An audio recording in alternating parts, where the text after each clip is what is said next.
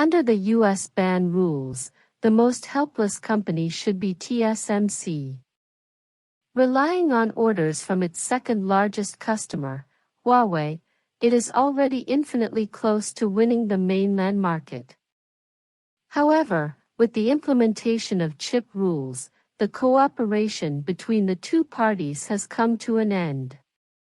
There was an interruption, and the supply could not be restored after trying various methods. Due to the inability to get rid of U.S. technology, TSMC is also subject to great restrictions on free shipments. If it wants to build a factory in the mainland, it needs to obtain corresponding authorization. Under the pressure of every step, TSMC can only agree to go to the United States. When the factory was built, when everyone thought it was going to become medium semiconductor, a new variable appeared. After releasing the authorization for 1 year, TSMC was allowed to expand the 28 nanometers factory in Nanjing. Facing the uncertain United States, it would not rush to deploy production capacity in the mainland. I never thought that TSMC would directly promote the expansion plan. Give up the mainland market? TSMC officially announced the promotion of Nanjing Foundry. As the world's top chip foundry, TSMC has always been customer-centric and has not independently developed chips. It is dedicated to the research and development of advanced manufacturing processes. TSMC has gradually become the center of the global semiconductor industry. The United States naturally does not allow such a thing to exist. The real purpose of continuously inviting TSMC to build factories in the United States is not to improve the local industrial chain, but to obtain advanced technology. After Huawei designed a 5-nanometer chip, U.S. companies' the proud advanced system has also been broken, so it can only accelerate the control of TSMC. Huawei, as TSMC's second-largest customer, also just gave Europe and the United States articles to do. After the cooperation between the two parties was interrupted, TSMC hoped that if it wanted to ensure revenue, it would all depend on orders from U.S. companies. According to the chip rules, Zhang Zhongmo and others chose to avoid the edge temporarily and agreed to the request to go to the United States to build 5 nanometers and 3 nanometers. Additional investment to $40 billion US, annual production capacity increased to 600,000 wafers, 1,000 technicians stationed, etc. These data look beautiful, but in fact they hide careful thinking. Only 3 nanometers can be put into production in 2026, and at that time Taiwan Semiconductor Manufacturing Company, Limited has already achieved 2 nanometers mass production, which is a backward technology in comparison. The demand of American companies will eventually have to be transferred back to Taiwan province.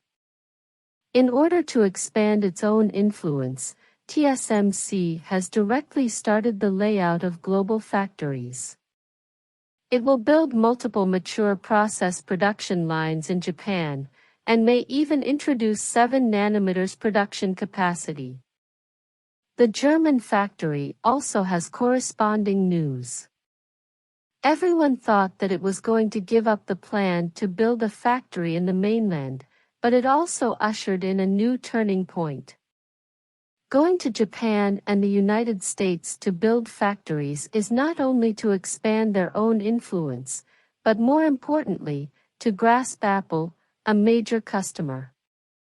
However, the final stage of TSMC is obviously in the mainland market, and the expansion of the Nanjing factory is willing of. At present, TSMC has officially announced its production expansion plan and will invest more than $2.8 billion for the expansion of Nanjing's 28-nanometer chip production capacity. The annual production capacity is not much worse. What does this mean? TSMC will resume layout in the Chinese market? At present, for TSMC, the key to whether it can deploy the mainland market is whether ASML's DUV lithography machine can be supplied in time. If it can be shipped freely, then TSMC will definitely expand production in large quantities. Does that mean that TSMC has turned around? The smooth start of the Nanjing foundry means that the troubles of the outside world have been resolved.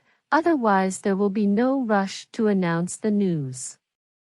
According to Liu Dayan's previous feedback, the current market share in the mainland is less than 10%, and there is still a downward trend.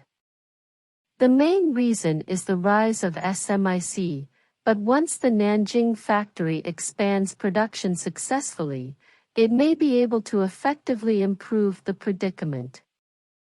The central media has long called on domestic companies to focus on independent research and development of technology.